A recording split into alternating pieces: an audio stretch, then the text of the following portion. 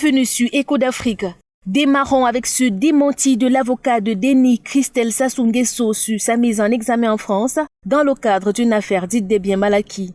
Jeudi, il a dénoncé un fake news et une manipulation politique dans le but de porter atteinte à l'honneur de son client, pointant le contexte politique dans lequel intervient cette fausse information.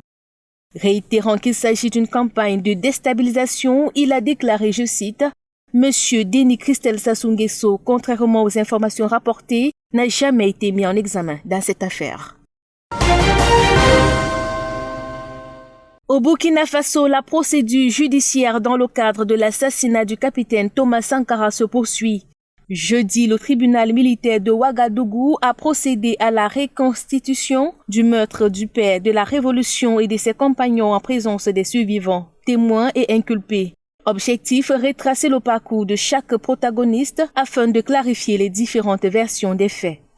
Pour cette première reconstitution, tous les inculpés et témoins dans l'affaire présents dans la capitale ont joué leur rôle. Ceux qui sont décédés se sont vus remplacés. Thomas Sankara, tué le 15 octobre 1987, était un homme d'État anti-impérialiste, révolutionnaire, socialiste panafricaniste, chef de l'État de la République de Haute-Volta, rebaptisé Burkina Faso de 1983 à 1987.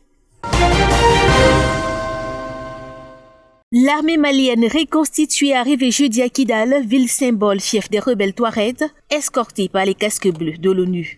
Parti de Gao le 10 février, ce bataillon militaire est constitué de soldats de l'armée traditionnelle, ceux de la coordination des mouvements de la SAWAT ainsi que de soldats des mouvements de la plateforme du 14 juin, issus du processus de désarmement, démobilisation et réinsertion, conformément à l'accord de paix d'Alger de 2015.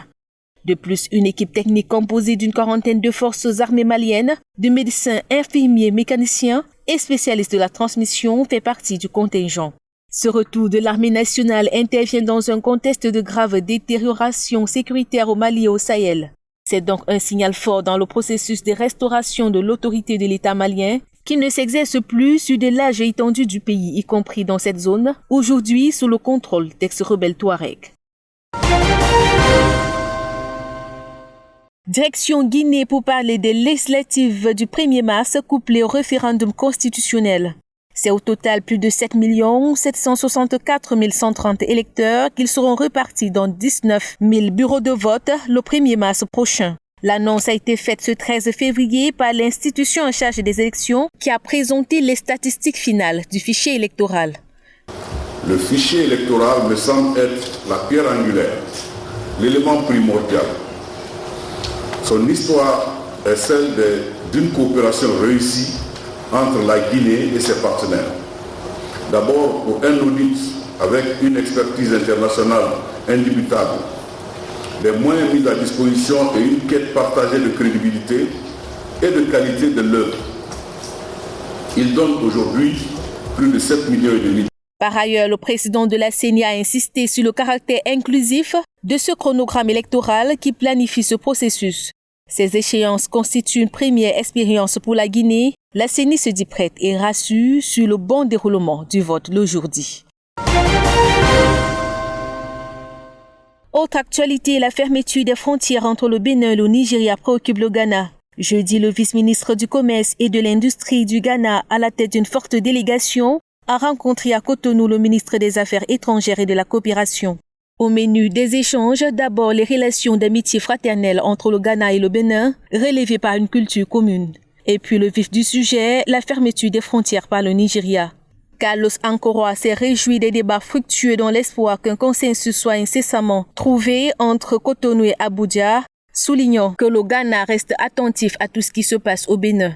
Pour l'essentiel, cette visite a permis aux deux pays de revisiter leurs relations bilatérales pour de belles perspectives d'avenir.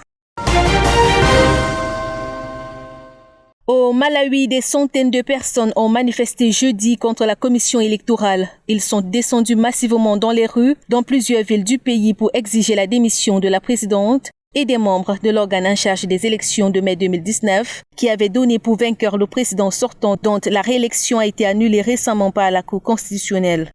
Dans leur cri de colère, les malawistes remettent en question les compétences de la commission électorale. En réponse, Jean Ansa, entendu par une commission parlementaire conformément à l'arrêt de la Cour constitutionnelle, a déclaré que l'usage du fluide correcteur blanc dans les procès-verbaux de la présidentielle n'a pas favorisé de candidats.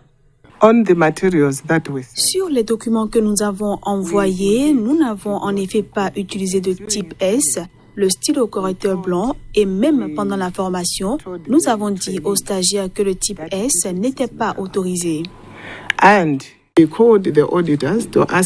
Nous avons appelé les auditeurs pour leur demander pourquoi ils ont permis cela. Ils nous ont dit que tout allait bien, que le type S était utilisé pour faire des corrections.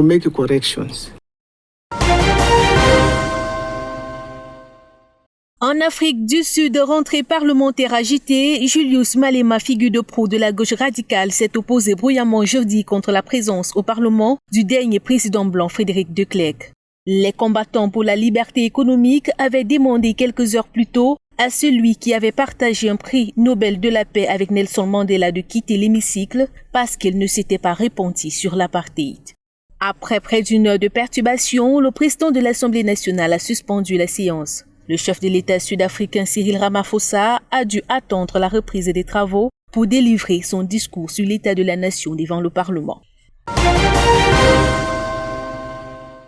Et puis, nouveau combat jeudi à la périphérie de Tripoli entre l'armée de Haftar et les troupes du gouvernement d'union nationale au lendemain de l'adoption d'une résolution de cessez-le-feu immédiat et sans condition en Libye. Une fragilisation de la trêve observée le 12 janvier dans le pays. Les deux camps n'arrivent pas à s'entendre sur un cessez-le-feu malgré une médiation à Genève de la mission d'appui des Nations Unies. Situation aggravée par les ingérences des pays étrangers, en particulier la Turquie qui soutient le gouvernement à Tripoli et l'Égypte, les Émirats arabes unis appuient Haftar. C'était l'essentiel de l'actualité en Afrique. À très bientôt.